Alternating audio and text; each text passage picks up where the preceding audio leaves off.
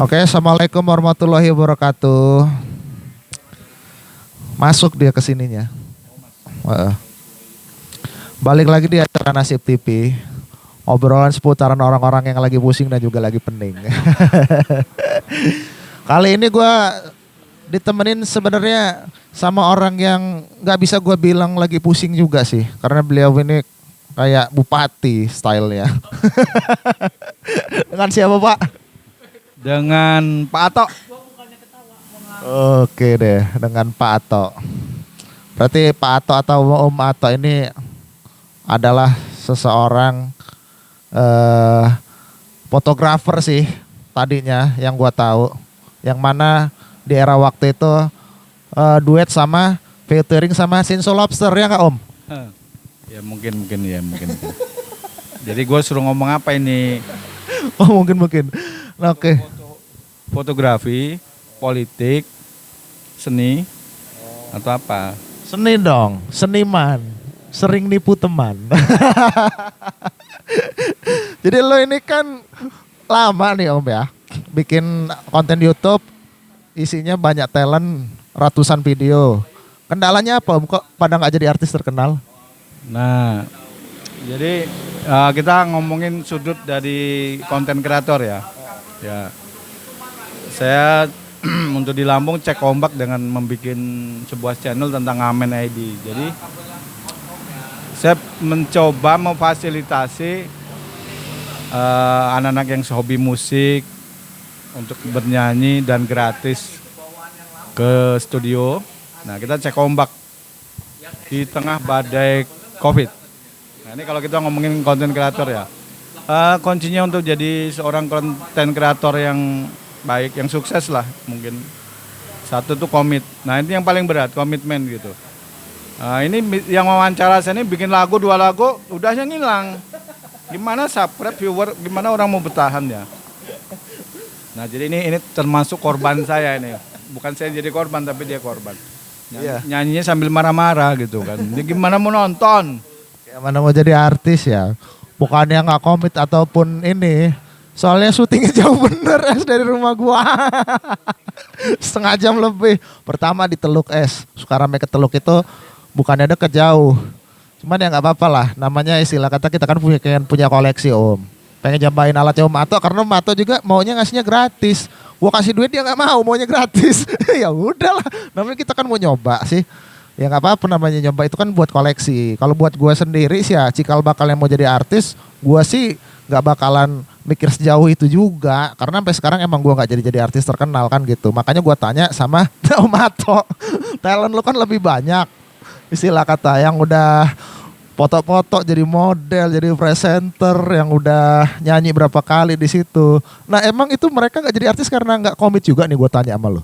Ya satu enggak, ya komit itu penting sekali karena enggak bagus itu bisa dipoles, tapi komitmen, disiplin itu yang agak susah karena kan itu sebuah karakter gitu. Jadi banyak yang suaranya bagus, cantik, atau yang cowok juga gitu.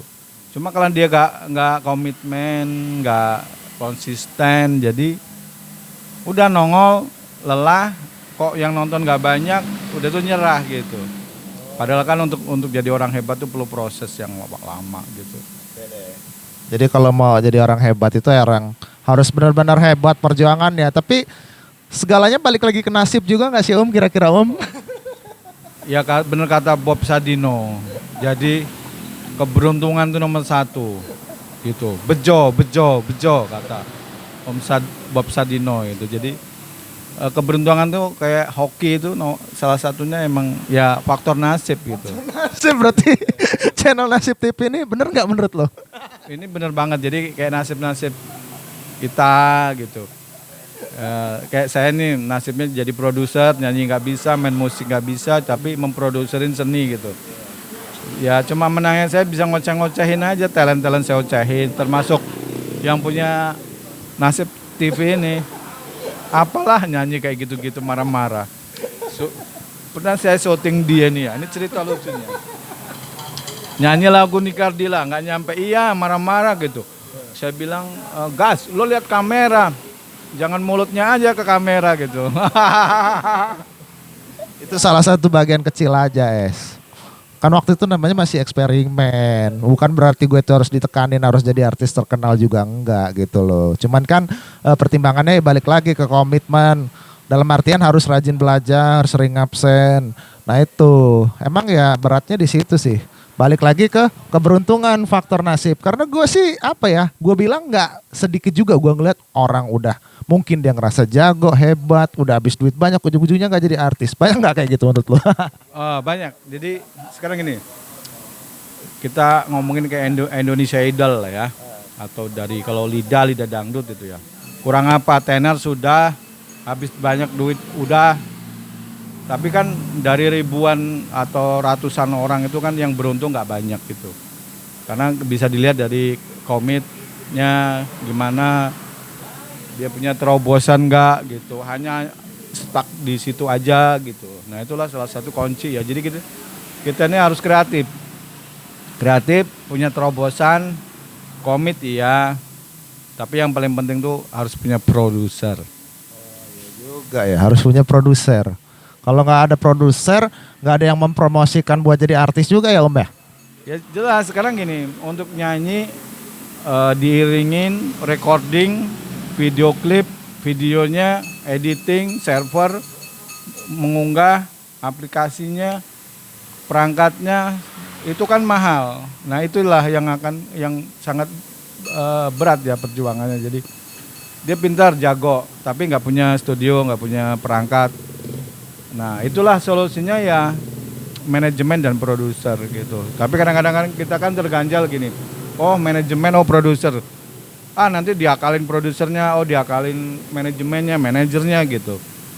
Padahal tanpa mereka kita nggak bisa apa-apa. Karena untuk memproses sebuah karya itu perlu mata rantai dan biaya yang tidak dikit. Nah kalau perlu konsisten, komit, bayangin ada berapa langkah yang kita harus selesaikan, udah tuh komitmen dan untuk YouTuber ya, itu di YouTube itu kan perlu konsisten itu. Akan mengeluarkan biaya berapa yang harus dibakar untuk konsisten. Nah, itu juga salah satunya. Udah tuh ego. Kadang-kadang tuh kita agak sedikit pintar, merasa pintar dan akhirnya cepat tersinggung, benturan, dan akhirnya menyerah. Begitu. Oke deh, jadi sebenarnya kalau mau urusan jadi artis itu banyak rugi banyak di produser daripada di talentnya ya. Oh ya jelas, bayangin selama COVID itu saya memproduseri, berarti walaupun hanya recording di studio dan rekaman ala-ala ya. Tapi itu lebih 1.000 lagu yang saya garap. Bayangin dan saya unggah. Ada beberapa channel itu. Termasuk channel politik, musik, tentang kebon, tentang reality show gitu. Jadi ada beberapa channel, karena kebetulan saya konten kreator, jadi ada beberapa channel lah ya, lebih dari 5 yang aktif. Dan mati-matian harus kita produserin. Nah yang paling berat tuh di musik, karena saya harus punya studio, harus punya lahan, harus punya tempat, harus editing segala macam lah pokoknya. Nah itu udah nggak ada jaminan juga itu akan kembali. Nasib es. Mobang. Berarti ya bisa dibilang lo awal mulanya bikin kayak gitu tuh obsesi atau lo terlalu yakin gak sih bakalan balik modal gitu? Itu pasti. Jadi kita kalau bekerja dengan hati, dengan komit, jadi selama 2,5 tahun ini gua ini baru kemarin monet di Ngamen Edit, tapi udah berapa yang kita keluarkan untuk ngebakar sebuah karya gitu. Tapi saya happy, jadi nggak ada, saya punya mimpi untuk Indonesia. Jadi ini pernah saya sampaikan kemarin waktu saya jadi, sedikit tapi belum terlalu dalam, waktu saya jadi mentor untuk pembicara di Kemenkominfo dan DPR RI. Saya jadi pembicara untuk di dunia digital. Jadi dengan tema mengantisipasi penipuan di dunia digital. Nah kebetulan saya pembicara, jadi ada kesempatan. Saya punya mimpi Indonesia itu dijadikan negara YouTuber dengan jumlah penduduk sekitar 270-an juta. Bayangin kalau untuk monet sebuah YouTube itu membuat kita nyari duit di YouTube hanya perlu 1000 subscribe dan 4000 jam tayang. Kita bayangin kalau seluruh penduduk Indonesia membuat YouTube, saling subscribe, saling nonton, berapa per kantong per rekening itu akan mengalir uang. Puluhan juta per hari tanpa kita harus kerja yang ribet, bikin konten, misalnya konten tentang pertanian, kembang, cara melihara jangkrik atau belut atau yang lain lah banyak gitu. Sampai yang reality show gitu. Kita unggah dan saling nonton seluruh Indonesia. Penduduk Indonesia. Alangkah kayanya Indonesia. Itu hanya mimpi saya. Seandainya unek-unek dan imajinasi ya, apa yang saya mimpikan untuk di dunia YouTube karena kebetulan saya orang IT, jadi kapan ya pemerintah tuh mensupport ide ini gitu. Jadi ide Indonesia dijadikan negara YouTuber aja sih gitu. Logika enggak? Tapi kenapa lu aja yang nggak jadi pemerintahnya dulu nyalon? Ya makanya dukung saya. Dukung tanda tangan, kumpulin KTP, biasa jadi menterinya Kemenkominfo, maka akan saya bumikan YouTube di Indonesia, gratiskan wifi, kita kasih edukasi, misalnya loh ini guyon loh ini ya, jadi jangan dipelintir nanti dipotong-potong nanti diviralkan. Jadi saya kepengen ada gerakan untuk ngasih edukasi tentang YouTube ke semua kalangan masyarakat. Ya pasti nggak semua akan sukses, nggak akan semua akan punya komit dan ya punya nasib yang bagus gitu kan. Tapi setidaknya nih, ini keren loh ini, boleh tuh Nasib TV, cara membuat Indonesia kaya dengan YouTube dan Indonesia tidak miskin lagi. Judulnya itu boleh tuh, keren. Kita bumikan YouTube, kasih edukasi, kasih pelatihan sampai ke desa-desa. Misalnya gini aja, satu desa itu penduduknya 3.000, yang udah agak kota 3.000. Nah kalau misalnya 3.000, taruhlah yang punya HP itu 1.500 saja.